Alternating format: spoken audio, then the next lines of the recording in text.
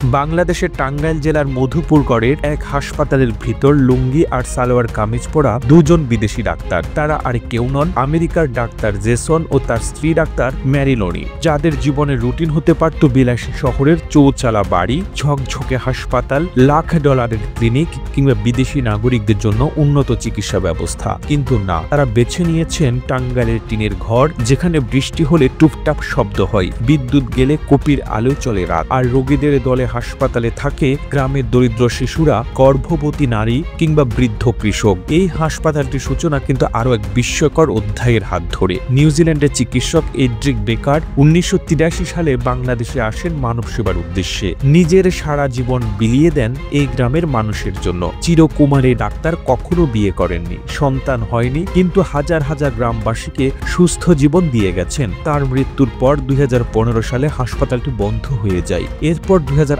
সালে সেই অসমাপ্ত স্বপ্ন নতুন করে গড়তে এগিয়ে আসেন জেসন এবং মেরিন্ডি। তারা 4 সন্তান নিয়ে চলে আসেন কালিয়া গ্রামে, ভর্তি করে দেন স্থানীয় স্কুলে, যেখানে নেই কোনো এয়ার কন্ডিশন ক্লাসরুম, নেই বিদেশি ভাষার ঝলক, শুধু খালি পায়ে হেঁটে যাওয়া আর গ্রামের সহজ পাঠ।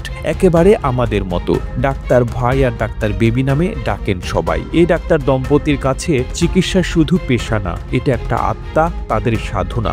সকাল থেকে রোগীদের ভিড়, কখনো এক বাচ্চার জ্বর, কখনো গর্ভবতী নারীর কষ্ট, আবার কখনো বৃদ্ধ রোগীর হাঁটার সমস্যা। প্রতিটা মানুষকে তারা শোনেন মন দিয়ে, কোনো বিল হাতে ধরান না, কোনো বিজ্ঞাপন দেন না, শুধু বলেন আপনি ভালো থাকুন, এটাই আমাদের পাওয়া। বাংলাদেশের শহরাঞ্চলে যেখানে চিকিৎসা একটি ব্যবসা, যেখানে চিকিৎসকেরা বিদেশগামী হওয়ার জন্য দিনের পর দিন চেষ্টা করেন, সেখানে এই দম্পতির সিদ্ধান্ত ছিল উল্টো। তারা আরাম ছাড়লেন, বিলাসিতা ছাড়লেন, এমনকি দেশের নাগরিক সুবিধাও ছাড়লেন, শুধু একটি বিশ্বাস নিয়ে মানুষের জন্য কাজ করতে হলে রাজপ্রাসাদ লাগে না, লাগে হৃদয়ের একটা জায়গা। গ্রামবাসীরা তাদের দেখে বিস্মিত হয়, ভালোবাসায় জড়িয়ে ফেলে, কারণ তারা জানে এরা কোনো এনজিওর মঞ্চে ছবি তোলার জন্য আসে না, আসে সত্যিকারের সেবা দিতে। জেসন প্রথম যখন এসেছিলেন 2015 সালে, তখন স্ত্রীর অনুমতি ছাড়াই এসেছিলেন হাসপাতাল পরিদর্শনে, কিন্তু ফিরে গিয়ে তিনি বুঝতে পেরেছিলেন এই দেশের মানুষের জন্য কিছু না করলে তার জীবন অপূর্ণ থাকবে। তাই পুরো পরিবার নিয়ে ফিরে এসেছিলেন,